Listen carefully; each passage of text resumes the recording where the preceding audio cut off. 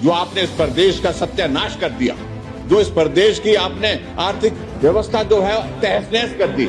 सीखने की बात उनको सिखाओ ना जरा। अरे भाई क्या परेशानी है, निपट गए आप लोग। अरे अगर त्रासदी की पीड़ा होती तो आप ये नाटी डालने की योजना नहीं बनाते जो नाटी आप डाल रहे हैं 11 तारीख को मंडी में। जरा सी लज्जा आनी चाहिए, शर्म आनी चाहिए। जो संस्थान आपने बंद किए हैं, हमारे ही नहीं किए, जो वीरभद्र सिंह जी ने खोले थे वो भी बंद किए, धूमल जी की सरकार के वो भी बंद किए, जो बहुत सारे स्कूल ऐसे। जब दिशा ही नहीं है, मुख्यमंत्री इस दिशा में जाते हैं, मंत्री उस दिशा में जाते हैं। क्या उचित है? आप बिल्कुल सही बात कर, मैं वही कह रहा हूं कि कहां इन्होंने विषय उठा दिया कि इतने नहीं इतने संस्थान बंद किए। बंद तो हुए ना कहा उनने, लेकिन बंद किए ना। और आपकी जानकारी के लिए मैं बताऊं, जो संस्थान आपने बंद किए हैं, हमारे ही नहीं किए, जो वीरभद्र सिंह जी ने खोले थे वो भी बंद किए, धूमल जी की सरकार के वो भी बंद किए, जो बहुत सारे स्कूल ऐसे हैं। और इसलिए मैं एक बात बड़े स्पष्ट कहना चाहता हूं अध्यक्ष महोदय, आप इस बात को स्पष्ट करें कि सरकार जो चुनी हुई होती है कितने साल के लिए होती है? वो 5 साल के लिए होती है। अंतिम दिन तक वो संवैधानिक व्यवस्था के अनुरूप जो है काम कर सकती है, फैसला ले सकती है। हमने फैसले लिए और जो आपने परिपाटी शुरू की है, और ये आने वाले समय में आपको बताऊं कि हमको भी विचार करना पड़ेगा। आपने 1 साल के अंतिम फैसले को लेकर के पुनर्विचार किया, उसमें ऐसे बहुत संस्थान बंद के हम हो सकता है कि हम जितना कार्यकाल, मुझे मालूम नहीं आपका बचा कितना है अब, लेकिन मैं इतना कह रहा हूं पहले दिन से रिव्यू करेंगे। पहली कैबिनेट की बैठक, जिस बैठक में मंत्रिमंडल का गठन अभी तक हुआ था, मुख्यमंत्री और उप मुख्यमंत्री 2 के 2 थे जिन्होंने संस्थान को रद्द करने की शुरुआत की थी। इन सारी बातों को लेकर के अब आपको भी भुगतना पड़ेगा। और संस्थान की बात नहीं मैं कह रहा हूं, तमाम फैसलों को लेकर के विचार करेंगे।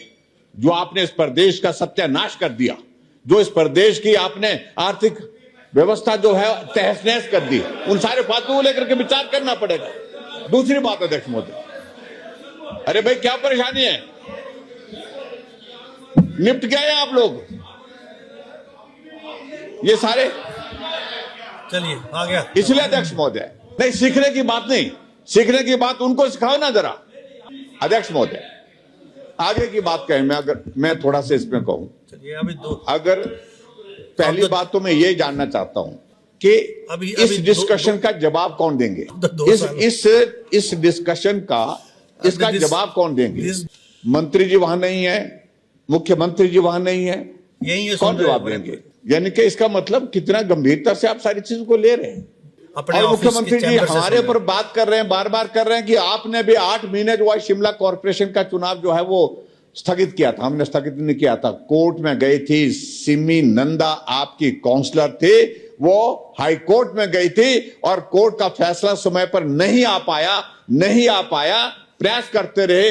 व्यक्तिगत रूप से हम लोगों ने उनसे कहा कि चुनाव का समय हो गया है, इसलिए आप इसको वापस लीजिए। जो डिलिमिटेशन का प्रोसेस था, रिजर्वेशन का रोस्टर का विषय था, और वो जाकर के कोर्ट में गई, कोर्ट ने फैसला नहीं दिया, तब तक के लिए कार्यकाल पूरा हो गया। और उस कारण से हमने कार्यकाल नहीं बढ़ाया, हमने उसी वक्त एडमिनिस्ट्रेटर लगाया। और एडमिनिस्ट्रेटर लगाने के बाद अध्यक्ष महोदय, मैं इस बात को भी रिकॉर्ड पे लाकर के स्पष्ट करना चाहता हूं, क्योंकि उसके बाद तुरंत जो है model code of conduct assembly election का लागू हो गया, इसलिए चुनाव स्थगित हुए थे।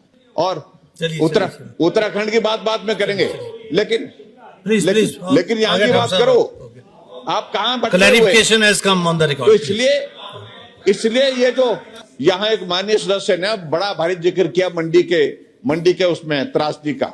अरे अगर त्रासदी की पीड़ा होती तो आप ये नाटी डालने की योजना नहीं बनाते जो नाटी आप डाल रहे हैं 11 तारीख को मंडी में।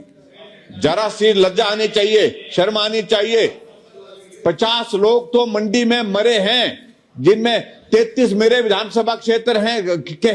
11 लोगों की लाश मिली और 22 लोगों की लाश भी नहीं मिली है, और आप उसमें जश्न मनाने जा रहे हैं। इससे निर्लज्ज होकर के, इससे निर्लज्ज सरकार